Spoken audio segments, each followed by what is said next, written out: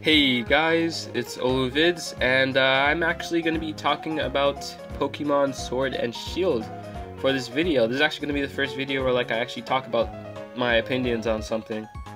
But it's been getting a lot of attention recently. You already know the fact that not all of the Pokemon are coming back. That they're cutting some of them from the game. You literally cannot bring them into the game, even with Pokemon Home or whatever. And yeah, that's made a lot of people angry. And their reasons for cutting the Pokemon were pretty weird, honestly. They said they wanted to do it because they're making such high quality animations and balancing, just bringing an overall increased quality since it's on the Switch. Now that would make sense to me if they actually did that, but they definitely didn't. So yeah, I guess we could just start with the animations. I mean, I think the Dynamax animations, they look really cool. The effects look crazy on those, but on literally everything else, it just looks so bland and still the 3DS. Yeah, the graphics definitely, of course, they improved from the 3DS, but they reused the models and animations from the 3DS, so already it's not a completely new from the ground up experience. They copied a lot of stuff, but I mean, the animations from the 3DS did kind of lack personality. I remember I just downloaded some ROMs. I was just hey, let me play Pokemon Stadium, and when I played it, I was thrown off by how good the animations actually looked. I'm why does this actually look better than Ultra Sun and Moon? Yeah, the animations are so much more expressive and detailed, and Pokemon doesn't really have that. With all the attacks and the impact of when the Pokemon gets hit or whatever. To be honest, honestly, I don't really mind the fact that the models are copied, because I mean there's tons of Pokemon. I don't really mind that. They look fine here. I don't think they look bad. But the animations part, that's kind of where there's a character named Hop in this game, and he literally he has an animation ripped straight from HOW and Pokemon Sun and Moon, and it doesn't feel like it's a completely new game. It's it copies a lot of assets from the old games. And usually for new generations, they vastly improve the engine, but it looks it's very similar to the one in Sun and Moon. If you compare the difference between Gen 2 and Gen 3, this is completely different. There's nothing that's exactly the same in those. Same as Gen 4 and Gen 5. The sprites are completely different. They have animations now. Even from they made some changes to the engine from X and Y and Sun and Moon. They got rid of the little circles under the Pokemon. They put the trainer behind the Pokemon. They added changes, but in Sword and Shield, they didn't really improve on much. I mean, the battles look exactly the same as Sun and Moon, just in the Galar region. Yeah, they didn't really add much. But I mean, in terms of the overworld, they actually they put the thing from Let's Go where the Pokemon are wandering around. That I was hoping they would do, and they did it. That's great. And they added free camera movement. However, this is only in a specific area called the Wild area. And and I'm looking at the map here, the Galar map, and the Wild area is actually not that big compared to the rest of the region. Most of it's going to be standard Pokemon, fixed camera angles and stuff like that. Yeah, which isn't bad, but if you're gonna create an open area, with a free camera, I mean, they probably could have did it for the entire game, but I mean, sometimes fixed camera angles help to make really good looking shots, so I mean, I'm not complaining too much about that.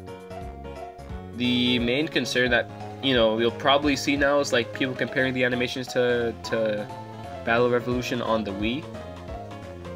Yeah, I guess that's the main uproar, because it's if you're gonna copy so much stuff from the old games, then why not just bring all the Pokemon too?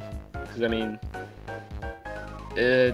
I've looked up some videos. They said that it's not really too hard to convert the models from the 3DS to Switch or a phone or whatever. I don't know the details, but I mean, I wouldn't mind if they delayed the game to just add all the Pokemon, or would probably be better is like a patch later on, like around when Pokemon Home comes out. They'd be like, hey, okay, we added all the Pokemon now to coincide with their release of Pokemon Home. That would make complete sense.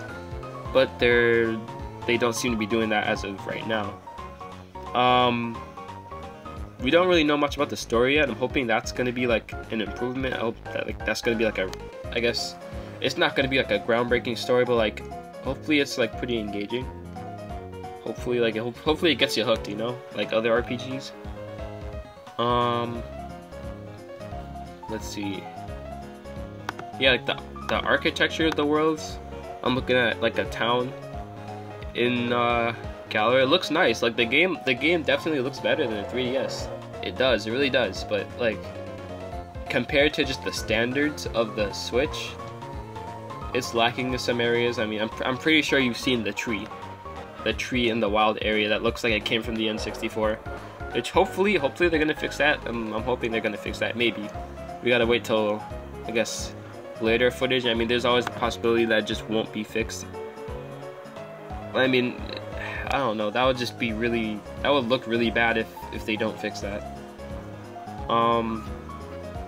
Yeah, I think like the character designs are fine. Pokemon designs, it's not the best, but I mean, it's whatever. But I think like most people are saying that the animations are not that important, but I mean, imagine if we had like really dynamic animations in Pokemon battles. That would look really cool. And like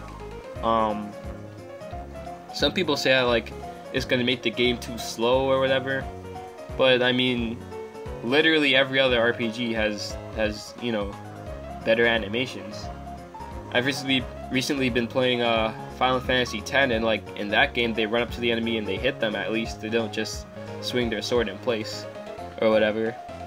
And that's a PS2 game, so it's not going to make the game extremely slow. And if that's a problem, then they can simply add like a speed up option, like in Dragon Quest. They have that where like you could speed up the battles. So like they have their animations that where every person runs up to the enemy and hits them.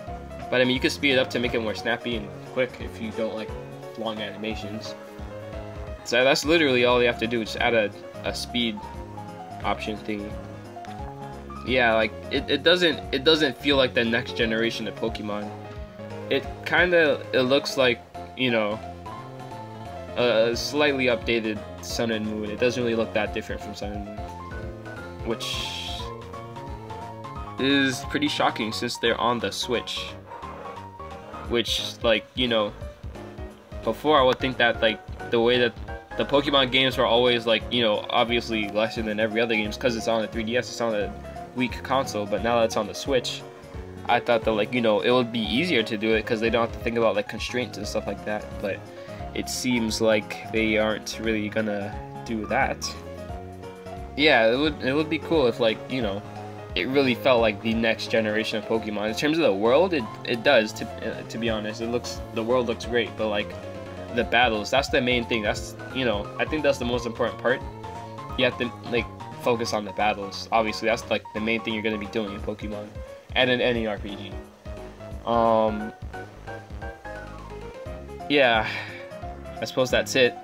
So yeah, I never really did a video like this. I'm kind of just going off the top of my head, just speaking about just what I think. But feel free to put your opinions in the comments. I'd like to see what other people think about this. So yeah, that's gonna be it for this video. See you next time.